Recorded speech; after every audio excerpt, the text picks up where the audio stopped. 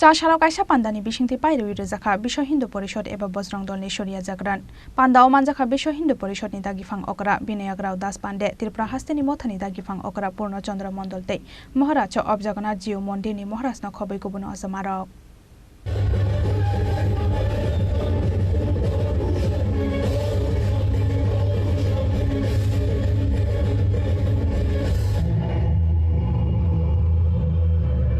চাশালো রাজখর আগুলিনি রবীন্দ্র ভবন বসকাঙ্গ কাইসা লোকুথুম পান্দানি বিশিংতি পাইরুই রুজাখা বিশ্ব হিন্দু পরিষদ এবা বিজরং দলনি শরিয়া জাগরান লাই थांनाय 7 অক্টোবর সালমারিও 29 কোটি হাংখরনি সিমি চেংজাকমানি বিজরং দলনি ও শরিয়া জাগরান পরিষদ সমস্ত ভারতবর্ষব্যাপী বজরং দলের নামে এক সূর্য জাগরণ যাত্রা বের করেছে।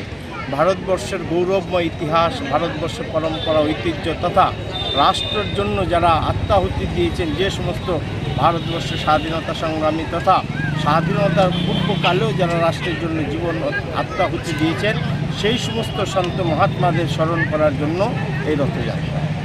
কি মেসেজ দিতে চাইছেন এই ধরনের রথযাত্রা থেকে? এই ধরনের রথযাত্রা দ্বারা মেসেজ এরকম দিতে চাইছি যে ভারতবর্ষের আগামী দিনে যে একটা কঠিন দিন আসতে শুরু করেছে ভারতবর্ষ ঐক্য সম্বন্ধে আমরা দেখতে পাচ্ছি।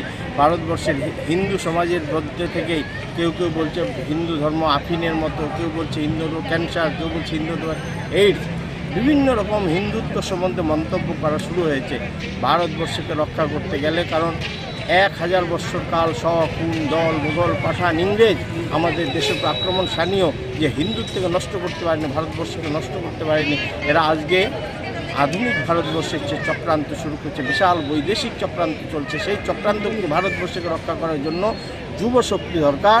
আর যুব শক্তির মধ্যে সেই তেজ, পরম্পরা, ঐতিহ্য জাগ্রত করার জন্য এই রথযাত্রা।